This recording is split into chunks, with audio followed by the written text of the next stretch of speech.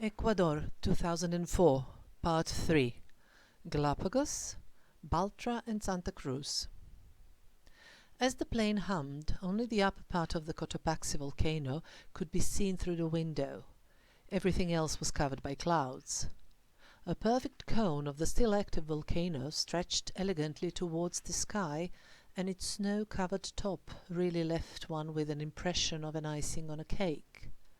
In order to reach the Galapagos, one needs to fly either from the capital Quito or from Guayaquil, the second largest city situated on the Pacific coast, where the plane from Quito always makes a stop and collects more passengers traveling to the islands of the Columbus archipelago, which has been the official name of the archipelago since 1892. It was then that the Parliament wanted to mark appropriately the 400th anniversary of Columbus's arrival to the New World, so they decided to grant to the Galapagos the honor of changing the name. The ordinary people did what needs to be done with all political decisions that interfere with the natural state of things. They ignored this one, and so the entire world happily agrees about the name that is so familiar to everybody. Some romantic souls call it the Garden of Eden, but that's an overstatement. Some other tropical islands may be considered as a paradise on earth. The Galapagos are magical, unique and stunning islands that occasionally resemble a wasteland. The airport we landed at is located on a smallish island, Baltra. There are a couple of airports more, but they are used for different planes and different purposes. Large majority of tourists start from this airport. After the passport control, you have to pay the entry fee for the national park, since some 97% of the territory of the Galapagos belongs to the national park, and this is followed by customs control in charge of checking whether any food, animals, seeds, bugs or anything else that may endanger the current ecological and biological balance is being brought in. Suffice that they got rats from the ships in the past, who now they cannot get rid of, although the rats decimate eggs of various native inhabitants of the Galapagos. Even dogs, goats, pigs, donkeys, deer and cattle have given their modest yet impressive contribution to the destruction of the original flora and fauna. But, taking into account that humans are the greatest pests on earth, there are some serious considerations of limiting, even prohibiting, visits at least for a little while until the things get better. However, Ecuador, as one of the poorest countries in Latin America, simply cannot afford this for the time being. Still, everybody who comes to Galapagos must be prepared to go through detailed customs control on the way out in order to make sure that no eggs, native animals, plant cuttings, etc. are taken from here. Once all the controls are passed, you are met by the guide from your ship. In our case, this was Cesar. There was an organized short bus transfer to a bay which holds only a small port that tourist ships leave from. As we waited for a boat to take us over, we started to get to know the hosts, sea lions that are generally everywhere, even in such an inconspicuous place as the one we started from. The ship we came to seemed of age and modest, which means it was not promising. During the next week, it hosted 12 passengers, 5 crew members and a guide. And there were only 14 beds. Luckily, the crew was kind enough to allow us to have the first pick while they simply managed. The Galapagos archipelago consists of some 20 islands, bigger or smaller, and around 50 islets, rocks or volcano tops peering from the ocean.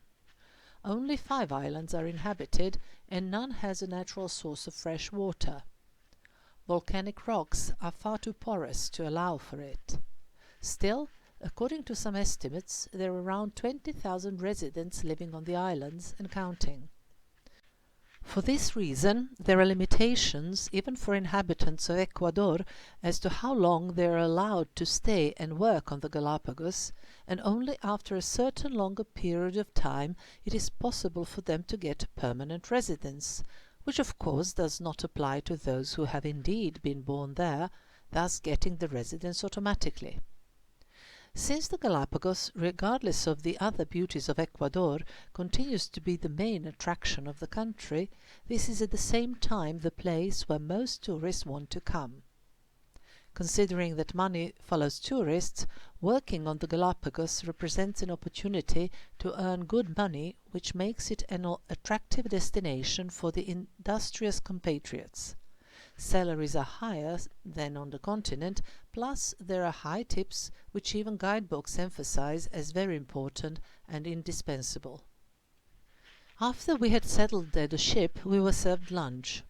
Well, this is where Alfredo, our cook who we were getting to know, really did not make a good impression. It was a tasty meal all right, but quite insufficient, so panic started to creep up through our ranks. Luckily, Alfredo stepped it up all ready for dinner, thus confirming the fine reputation of ship cooks, and continued to do so until the end of our tour. Soon after lunch, we started with a program of visiting some of the islands.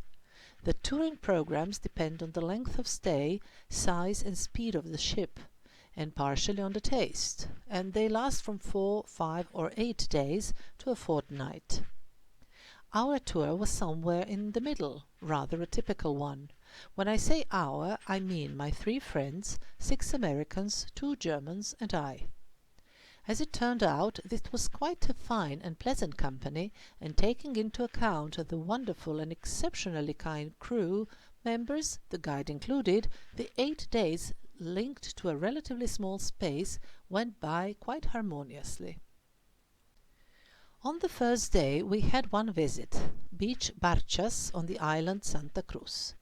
This was the right moment for Cesar to explain some basics between wet and dry landing. Wet landing means you get to a beach on a small boat, take off any regular footwear you may have, jump into the water and then get onto the land. Dry landing is when the boat gets to some kind of a dock and you simply step onto it. The return onto the ship was always a version of wet landing, applied with no exceptions.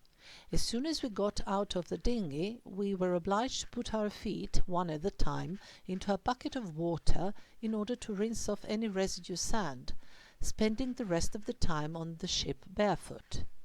Well, here at the Barchas beach we got to know all the charms of wet landing, which, considering the fine air temperature, white sand, warm water and lots of fun on account of all the splashing, was an ideal beginning of the cruise. First we encountered Sally Lightfoot crabs. What can I do? That's their name. Even the Latin one is not any better. Grapsus grapsus. Well, these crabs were everywhere, and with their fiery red color they seemed like a beautiful ornament and contrast against the black volcanic rocks and mostly white sandy beaches. This was also the first place where we saw marine iguanas, which were a huge surprise to me, since they were significantly smaller than I had imagined. The images that get to us are mostly close-ups and enlarged, so I used to imagine them almost as colossal monsters. Iguanas, both sea and land ones, are peaceful, small, and in their ugliness actually infinitely cute creatures. Marine iguanas are of dark blackish color with red, green and light brown patches across their body depending on the type of sea algae they feed on, while land iguanas are light brown and yellowish and slightly bigger than their sea relatives, but still far from classical dinosaurs. According to my rough estimate, not a single one of those we saw while there exceeded a length of 1 meter, tail included. The tail of marine iguanas is much longer than the body because they need it to move left and right, thus propelling them through water. We walked with Cesar along the beach for a little while, and then it was the time to go swimming. The water at that beach was nice and warm, although there were slightly bigger waves. It was by complete coincidence that I went to this trip in March. As it turned out, the period from February to April is considered the best for a visit, swimming and especially for snorkeling. This is the time of the year when water and air are warmest. The ocean is relatively calm and the water is clear because of its reduced movement. The coldest month is September, when the air temperature may be below 20 degrees centigrade, with strong winds and big waves. The main season, however, is in July and August, around Christmas and Easter, but more because of the traditionally free time of tourists than on account of the quality of the overall conditions. In the evening we anchored in a small strait, and at some point around dawn we moved on.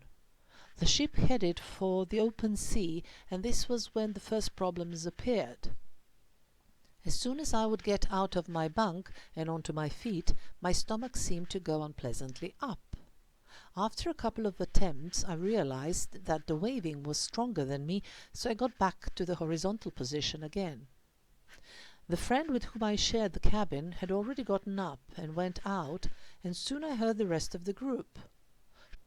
Shortly they called me and told me I was not the only one, and that they were all quite seasick, but it was better outside, even in the upright position, as well as that the crew had told them that seasickness would be over soon and that we would get used to the waving of the ship.